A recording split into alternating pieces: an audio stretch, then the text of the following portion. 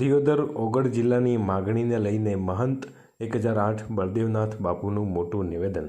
બનાસકાંઠા જિલ્લાના વિભાજનને લઈને આપ્યું પ્રથમ વખત નિવેદન। આસ્થા અને લાગણીને લઈ સરકાર વિચારણા કરે। પૂજ્ય બાપુ 2 વખત પ્રધાનમંત્રીને કોલ લગાવ્યો પરંતુ કોઈ વાત થઈ નથી। આ વિસ્તારમાં ઓગળજી મહારાજના નામથી જો જિલ્લો જાહેર થાય તો સારું છે, આવું નિવેદન પૂજ્ય બાપુએ આપ્યું છે। દિયોદરને વડુ મથક બનાવે અને ઓગળ જિલ્લો બને તે માટે બંને તાલુકાનું વર્ષોથી માગણી ચાલી રહી છે। દિયોદર પ્રાંત અધિકારીએ પણ ઓગળ મંદિરનો ઇતિહાસ મંગાવ્યો હતો। દિયોદર ખાતે આવતીકાલે મહાસભાને લઈ અને દેવ દરબાર જાગીર મઠ બાપુનું નિવેદન સામે આવ્યું છે। આમ તો કેટલા સમયથી એક આપણે આ હલચલ ચાલતી જ હતી કે બનાસકાંઠામાં જિલ્લાનું વિભાજન કરવું। પહેલા વખતમાં પણ મને એવું થોડુંક જાણવા મળ્યું હતું કે આપણે દિયોદર મથક અને ઓગળ જિલ્લો જાહેર થશે એવું, એના માટે આપણે દિયોદરમાં સમિતિઓ પણ હતી, બધાના લેટર પેડ ને બધાને કર્યું હતું। ઠીક છે, વાવ થરાદ બને એ પણ ખૂબ સારું છે, એમાં આપણે કોઈ વાંધો નથી, એ પણ બહુ સારું જ છે।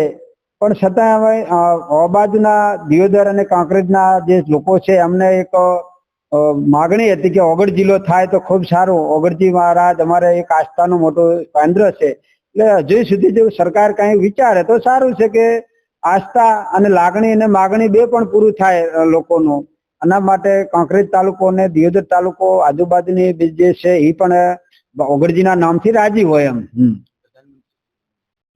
હા, પ્રધાનમંત્રી અમારે 2022 ની અંદર દેવદરબાર પણ આવેલા હતા। હા, એ પણ 2022 માં આવેલા હતા અમારી ચૂંટણી। ના, એ વખત કોઈ ચૂંટણી ભાઈ જિલ્લા બાબતની કોઈ રજૂઆતો નથી થઈ। હે ના, હા, મેં 1-2 વખત કોલ આ જિલ્લા બાબતમાં કર્યો પણ કોઈ કારણસર ફોન ઉપડી નતો શકે, એટલે કોઈ વાત મારે નથી થઈ સાહેબ સાથે।